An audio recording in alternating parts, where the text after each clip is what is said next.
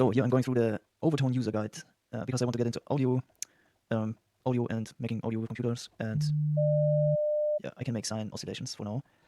Overtone is for sound design, musical composition, MIDI, OSC hardware interfaces, audio-visual compositions, installations, data science and big data R, live coding, DAW integration, don't know what this is, Ableton Live, clock synchronization via Ableton Link, Raspberry Pi, Bela, Monomi compatibility. Okay, yeah.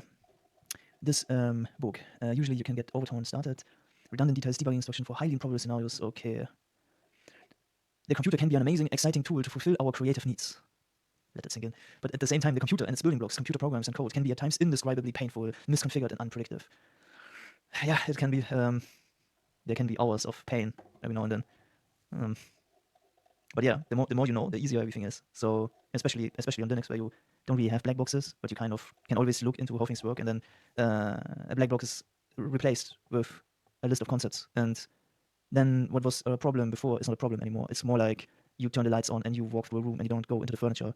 That's sort of my experience. The deeper I get into how my computer works, and on Linux, this usually means that you understand the different programs you are running and what the concepts are. It makes it so that you have less and less problems. But yeah, in some way, I guess you always need to figure things out. So it's not like you never have any problems anymore in some point or something, but yeah, it becomes different. Certainly you don't have like a black box where you restart a computer or something and you don't know, because next time it happens again, you don't know why. But if you understand why, you can go and delete the file that was misconfiguring something. You understand why. The hurdles you may encounter may include tooling, Mac, Linux, Windows, specific problems, files and libraries, mislocated version incompatibilities, and the list can go on forever. Luckily, we will be getting ourselves comfortable with the programming language Clojure. You can go to the Clojure and Slack. Yes, it's a great place to be creative, I think. As my personal advice, as an artist to artist, stepping into the journey of creative coding, don't believe everything software engineers tell you about software. In the same way, you shouldn't believe everything an artist tells you about how art should be. Yeah, well, what are these things that software engineers are saying? But yeah, I'm guessing it's probably true in general. Like things like you don't need to actually think in mathematical terms or something like that. I think maybe he's kind of getting at this.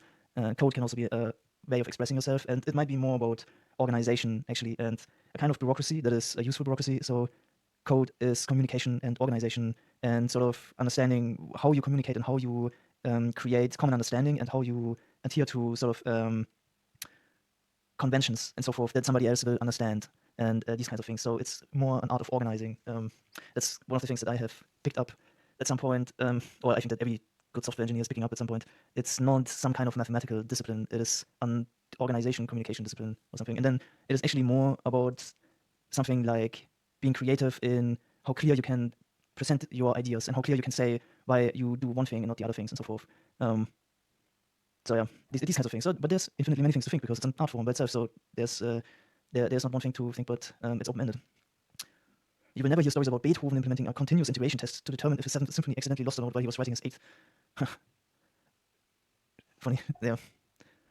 Or Stravinsky tripped out on his basson type checker when he wrote the introduction to the Rite of Spring. Wait, what is a basson? So this is a music instrument. I wanted to check what a basson type checker is. Yeah, I mean, yeah, both type checkers and integration tests, they are kind of one tool, one thing, but they are not sort of, they don't actually say what good code is, because the underlying idea or the place where this would come from is to basically say that, yeah, I'm gonna give some attributes to things that mean this is good code. So that basically you can put code into classes of, yeah, this level of how well crafted and solid it is or something like that, and that level of it and so forth. But you can't actually do this. Basically, this classification is infinitely complicated because you would need to understand the problem the person was solving, and it's like the simple idea would be that you add a type checker and you add unit tests or something, and now the code is suddenly in a different level of quality or something like that. So that basically I could write a script that would take your GitHub repo and I would check if there are unit tests, or I give it to ChatGPT and it would tell me there's a unit test or not, and that would basically put it into a bucket of, yeah, this code has unit tests and this code doesn't, or something. That would basically say that the quality of the code is this or not this, like unit tests covered or something like that. But that's not how code works. The way that you can't take a novel and look at the amount of sentences that start with nouns or something like that, or you can't take a novel and say something silly like the number of pages or the number of pages in a chapter or something like that. Like, these are actually things that might maybe help for beginners.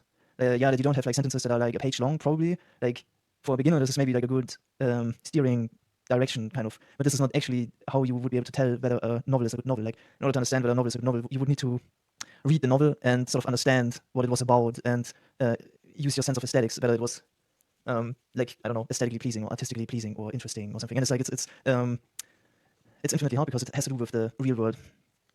And in software, it's similar. It's similar. The interestingness of a piece of software, or the way that a piece of software is good, is similar to how the story in a novel is good. So to think that you can say something about the amount of chapters or some silly thing like this, to say anything about the code is being completely, it's simply completely talking about the wrong thing. But it can help for beginners, so it's not completely out of the loop or anything. It's probably also true that in order to have like a certain level of quality, depending on what you need to solve, you probably have some unit tests somewhere or something for whatever you need. But okay, if what I need to do is express myself in terms of music, I'm probably not gonna write a unit test for it. This seems to be a little bit almost. This would be not the correct thing to do when you're doing music, I feel like. Learning from the best is always a good approach, and becoming better at programming is only getting to make you faster and more effective. But do watch out for the abyss of infinite information and take moderate actions. If our goal is to create art for the real world, be completely shameless if your code isn't orthodox, as long as it produces the desired result and you had fun writing it. Yeah. This is a different problem to solve, obviously. While the old school composer is sitting next to a piano with pen and empty stuff notation paper, in the same way you find yourself with an empty text document in your text editor, with your fingers on the keyboard, ready to explore the physical boundaries of music, sound, and time. Okay, cool. Yeah, I think that makes sense. Yeah. Macro. Listen to an anonymous synth definition for a fixed period of time. Useful for experimentation. If the root node is an out UGen, then it will add one automatically. If the root node is not an out UGen, you can specify a timeout in seconds. If the first argument otherwise, it defaults to demo time ms. This is a dynamic var. Demo time 2 seconds. Okay. See, run for a version of demo that does not add an out UGen. Okay, whatever that is. Funny. 440 hertz. They also use the 440 hertz thing. For 1 second, 440 hertz. Let's look. Yeah. Okay. Dog Sin Ost. Okay, that's a good doctrine of Sin Ost. This is a sine table lookup oscillator. Frequency and phase. You can make a different phase. Okay. What happens if I make 2 at the same time and one is like half a second out of phase or something? You hear that? It's different. But 2. This also sounds like something. Phase. The phase offset or modulated in radians. In radians. That means I think that half pi is a fourth of one oscillation or something. 2 pi is a full one or something. So wait, this sounds exactly the same like 2 pi. 2 to the power math pi times 2. Does it sound exactly the same? Yeah, I think so. Because if I say here pi, I get something different. Sounds almost the same, I guess. Yeah, okay, I can't read that. Okay, let's see. I don't know what this is. Output a sine wave with values oscillating between -1 and 1, similar to OSC, except that the table has already been fixed as a sine table of 8,192 entries. That's probably pi times 4 times 1,000. No, whatever. It doesn't matter that much. Sine waves are often used for creating sub-basses or are mixed with other waveforms to add extra body or bottom end to a sound. Cool. The body of a sound. Alright, the bottom end of a sound. Oh yeah, alright. Did I mention that I know nothing about sound synthesizing and so forth? So yeah, I'm right here at this tutorial. This is for beginners. They contain no harmonics. Yeah, because they are simple sine wave, and harmonics are like multiple waves, I think, on top of each other or something like that. And this is sort of the music theory that I know. I know that I think every frequency has like overtones or something like that, and that happens for music instruments. Make them automatically, I think. So probably we will also make them, but yeah, not with the sine wave. There needs to be something that is simple enough because we're gonna build the harmonics, all of these things, I guess. And so, but yeah, there's probably 10 ways of making sounds in this framework. So let's see. This means that they are not suitable for subtractive synthesis. Passing through filters such as a HPF or LPF. High pass filter, low pass filter. Okay. So I can have a sound, I think, then I can make a high pass filter, and this is called subtractive synthesis. Okay. It's taking something out of filtering something. However, they're useful for additive synthesis. Yeah, this makes sense. Adding multiple sine waves together and different frequencies, amplitudes, and phase to create new timbres. Cool. Okay. Yeah, I already have that here. Here I have 3 different sine. Yeah, this makes a sound, I guess. So I thought that I'm gonna make overtones or something by saying times 2. I think that is how this works, but I'm not sure. Sounds doesn't sound good. Yeah, doesn't sound good yet. Okay. Basic envelopes. Application of envelope via graphical breakpoints.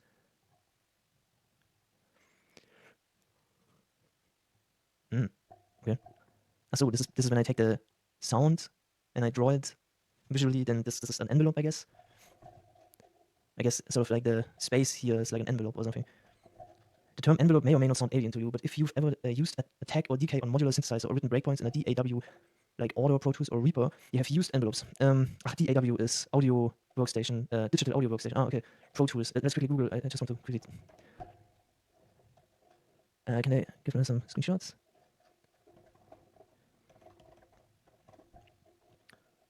Can't switch to Pro Tools. What? folder, they will end up appearing expressed. Okay, this would be Pro Tools, alright, okay, and these things are envelopes, I guess. And I guess you can drag and drop these or something in this kind of software.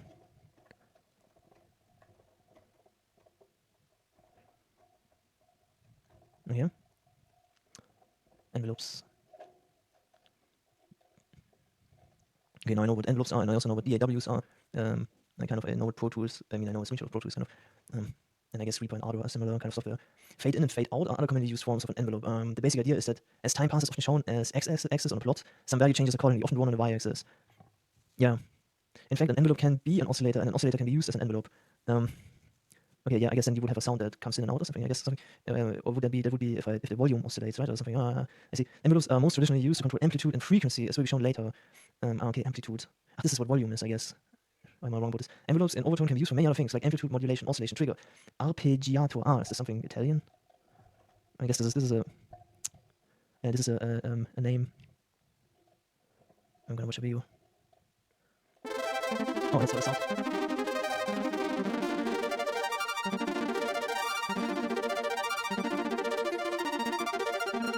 What is an arpeggiator? Well, let's start by defining what is arpeggiation. Okay. It's an Italian word. It means instead of playing a chord like this, it means that we play it in a row, one note at a time.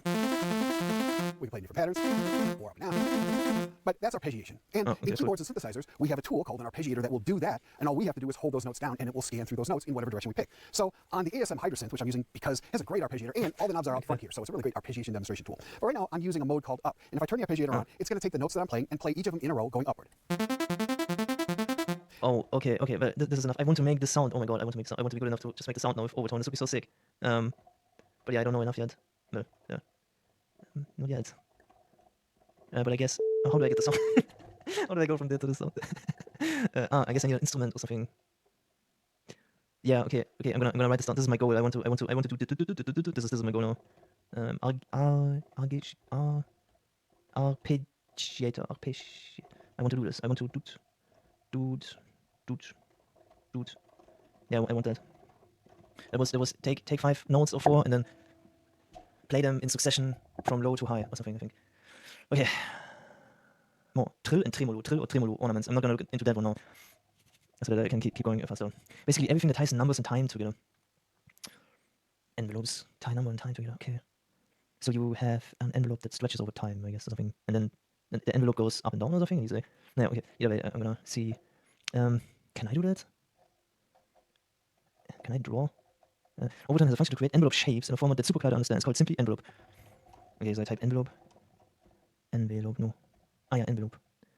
Levels, durations. Okay. So let's say I have 2 levels and then durations is a vector of 200 or something. Oh, 1. That's 1 second probably.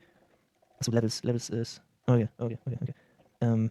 Durations 1. I have 3 levels but 2 durations. That's fine apparently. Step. Okay, you can have something else than step, like continuous or something, suppose. Step, linear, exponential, sine, wedge, squared, cubed, float, a curvature of a value repeated for all segments, list of keywords and floats. Oh. Okay. This returns. Oh, this just returns the list. Just like that. 0 to -9. 1 0 0 1 1 0 0. Actually, don't fully understand the output of this thing right now. Overtone has a function envelope. For every envelope, there needs to be 2 vectors provided as arguments levels. This is the y-axis. So yeah, I was thinking that, yeah. So if I say 0 and 1, I say 0, 0.5 and 1, so I have 3 levels. So it goes from there to there to there, yeah. Step. This is how it looks. Yeah, what? Also. Yeah, I don't understand the output here. So it says 2. 0.51. Here I see my y-axis coming. And then I see 0s and 1s is also my y-axis. And I guess they always take 1 second, something.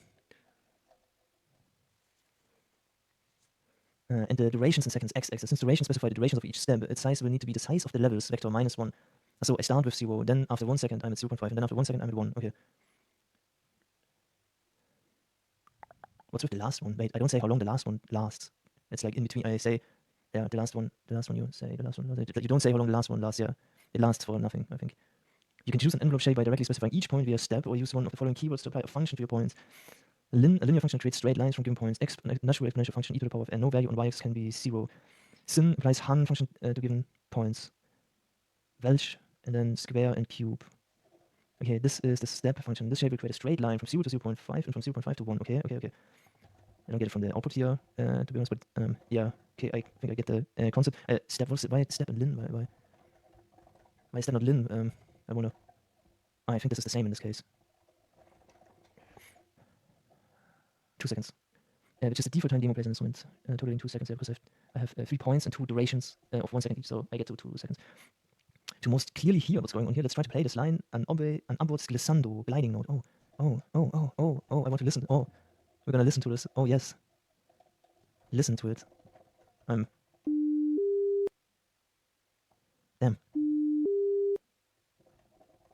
Get env action free. Holy shit.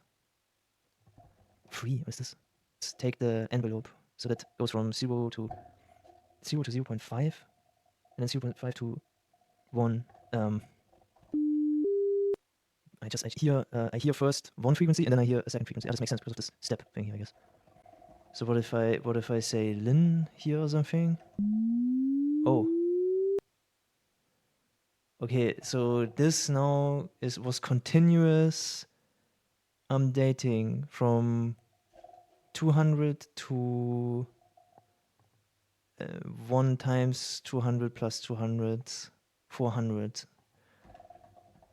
Right, so if I say sin osk with 200 demo, yeah, this is this, and 400 is the high note. Funny, together you hear a third sound. Yeah, either way. So this goes from do, so do.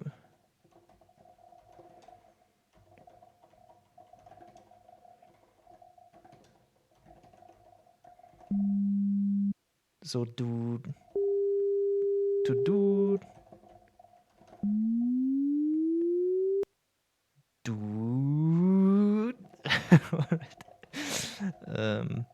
and then I go here even further, and then demo 3 seconds, and then not lin but cube or something.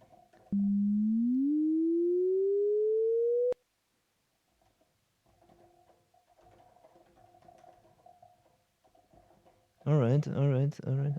Yeah, 200 is quite a low frequency, I think.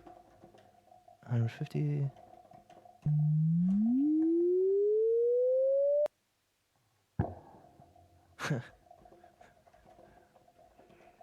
Funny.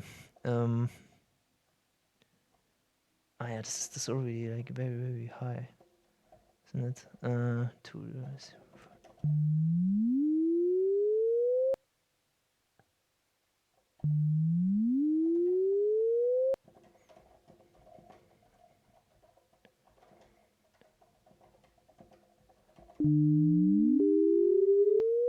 What the hell?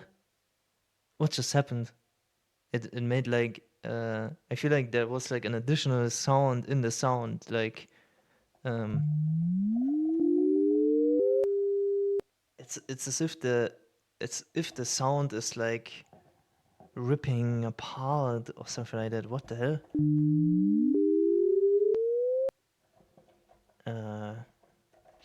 2, 1, 3, 3.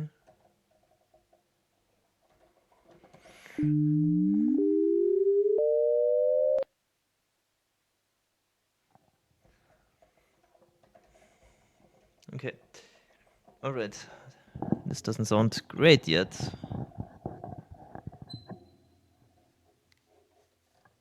This didn't sound like glissando. No, this was just the first note, then the second note, and like then it was done. Yeah. This is not a glissando. Ja, so glissando.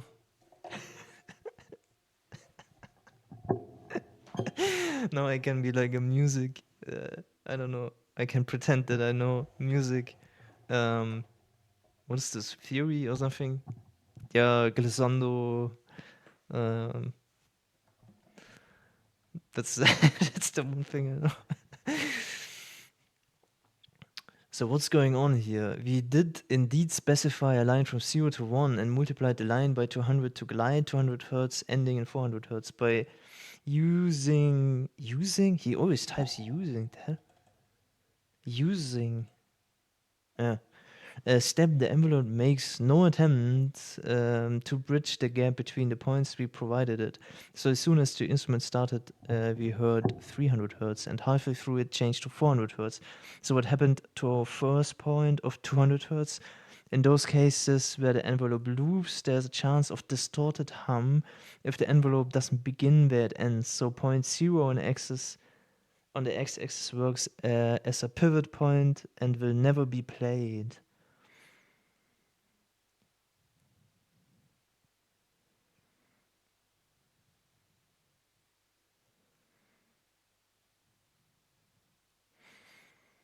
You start somewhere in the middle. So you start in the middle, okay. Let's try again, but this time try to bridge the gap by applying a linear function. Yes, I actually did that.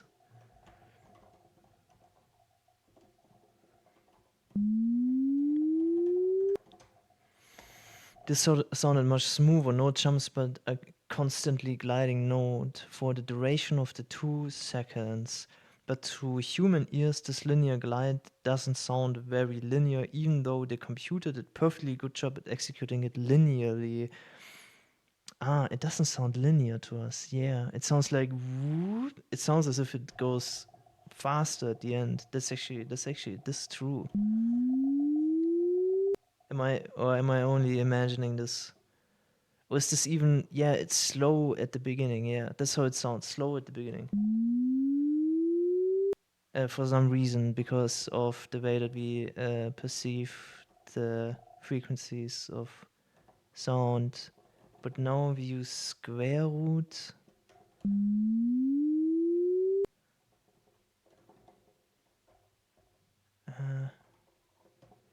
0, 1, 2. What? Okay.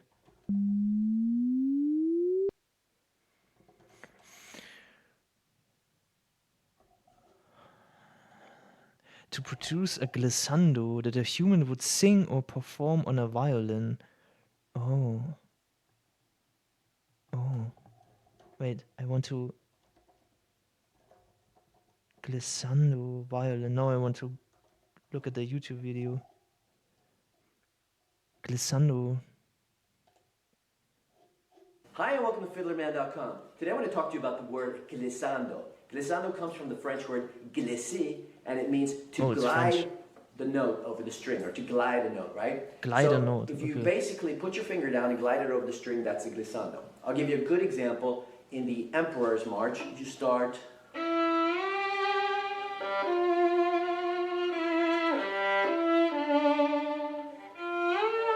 So those are glissandos. However, this is a portamento. Reason it's a portamento is because you start the glissando, but you don't go all the way down. But you do. That's the glissando also. For example, the beginning of the Chardas. Those are portamentos too, because you're sliding up to the note. So if you start the glissando and then on a note, that's a portamento. If you start on the glissando and I just said that. Or if you start on a note and then on the glissando, that's also a portamento. And we use the glissandos in all genres of music. We use them in classical, in blues, in rock and roll, in bluegrass, in country, just about anything. Depending on how much glissando you use and how aggressively, how strong, how audible, whether you're coming from the note or to the note with the glissando, it affects the mood, the speed of the glissando, it affects the mood tremendously. No, this is slow and...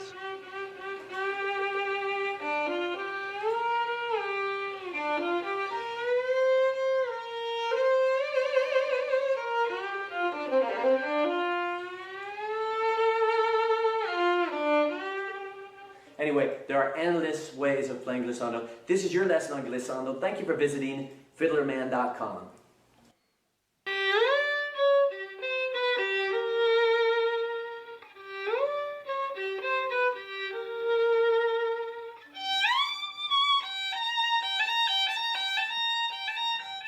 Oh, Hello everyone, welcome to my I'm not Technique there of the yet. Week series.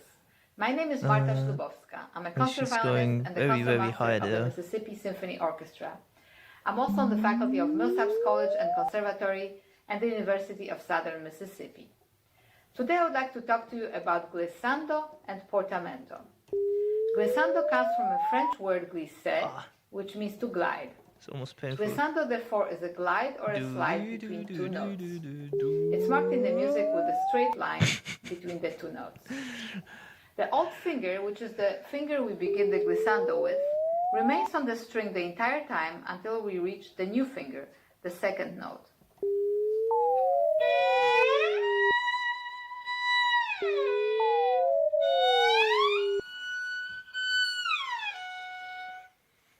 What did she Glissando is say? also the old finger, which is the finger we begin the glissando with, remains on the string the entire time until we reach the new finger, the second note. So,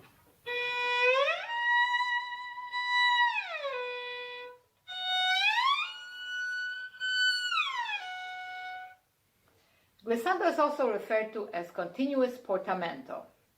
Portamento in Italian means carriage or carrying. Portamento is also a slide, but it is usually much shorter and more subtle.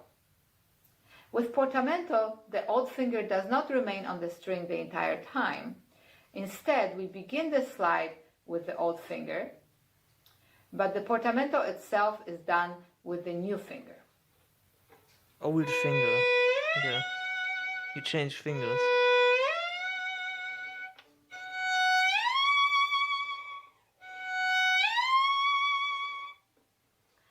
Portamento is used to enhance the expression of the musical line. Here's an example of both glissando and portamento in an excerpt by George Gershwin, It Ain't Necessarily So. Below is the link to my performance of the entire piece. Yeah, cool. I'm gonna like and subscribe. Oh, this is the one that the other guy was also playing. It's funny.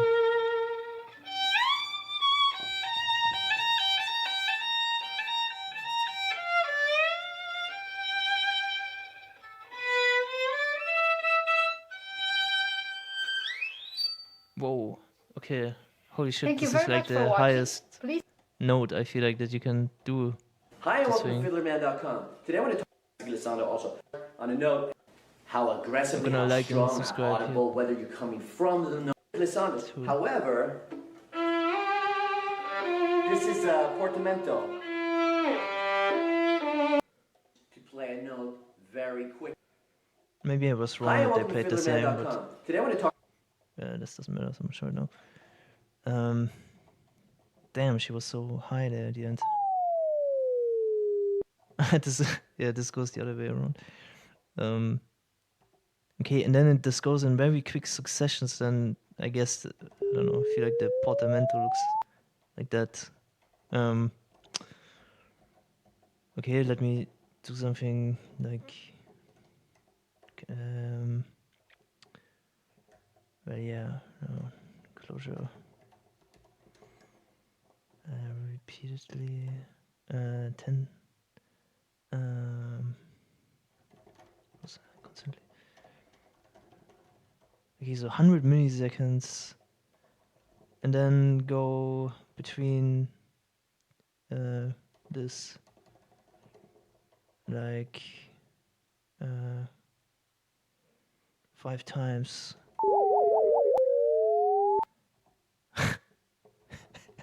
It sounds like the siren of a. Oh, and this is not even so uninteresting. All right. Whoop,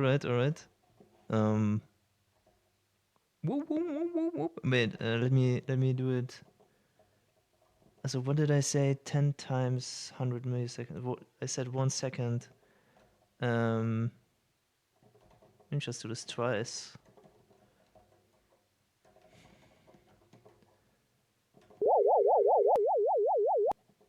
Yeah. And then the other one goes plus 400. Plus 200, 200. No. Well, that's the point. Playing around. Okay, this already sounds a little bit like some kind of spaceship landing or some shit like that.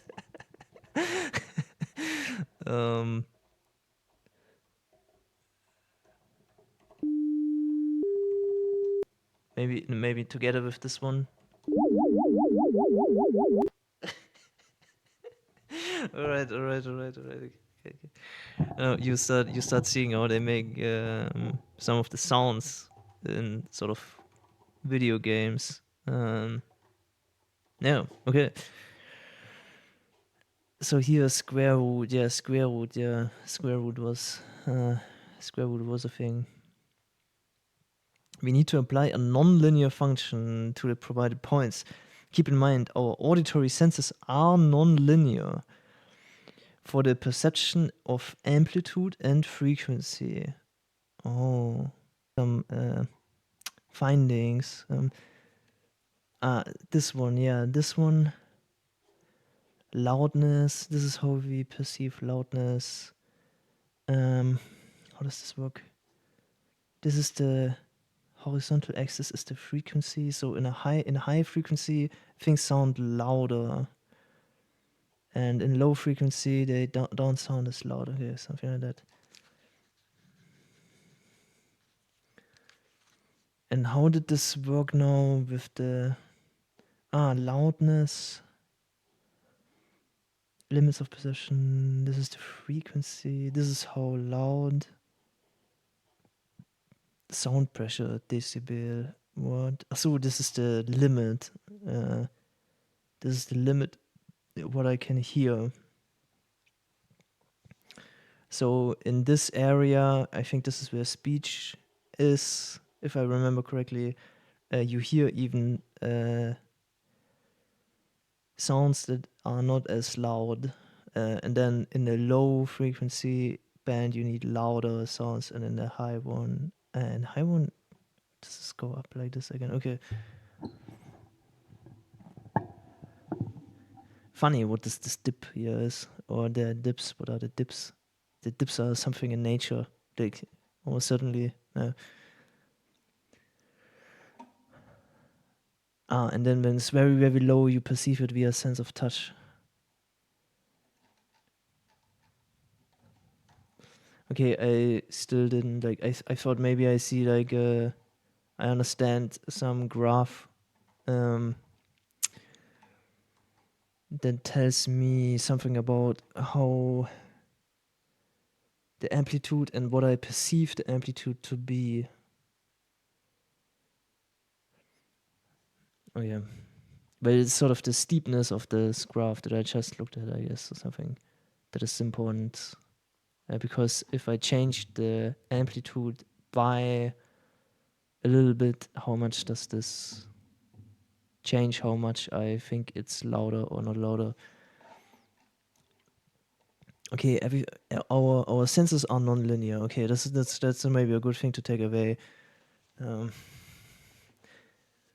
we usually control and measure amplitude on logarithmic scale in decibels, and frequency with node names, MIDI node number or pitch class sets, all of which are in squared relationship to the hertz they represent. Okay, I don't fully understand this right now. The nodes and the pitch class sets, they have a squared relationship to the hertz they represent. So I guess when I take two nodes in MIDI or something like that, then basically if I go the same distance between two nodes is squared. So I think this is what this is about. that if I pick a node that is 0, basically follows some curve like this, that the node 0 and the node 1, they are like, in hertz, they're actually way closer together than the node 0 and the node 2 or something. But we perceive the nodes to be something like as if they would be linear or something like that, I guess. As if they would be two nodes that are equally far apart, even though there's like way more hertz in between or something. That's how it works.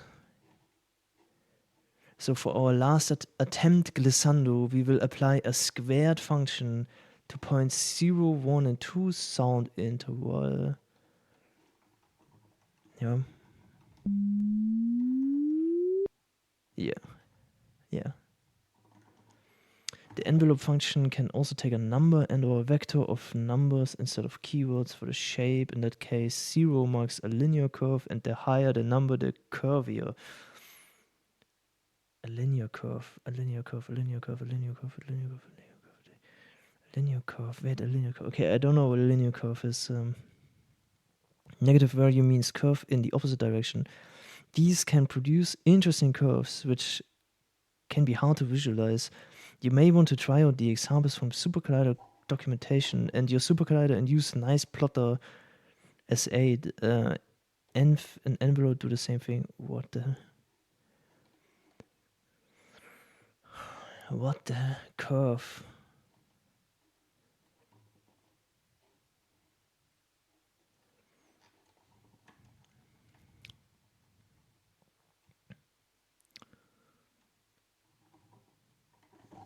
Okay, not now. This was the first part. I'm just at the beginning. Shapes. Build an envchen, build envelope. Okay, I'm here. I'm at shapes. I was at shapes. Okay. I used the envelope function and I played around with glissando.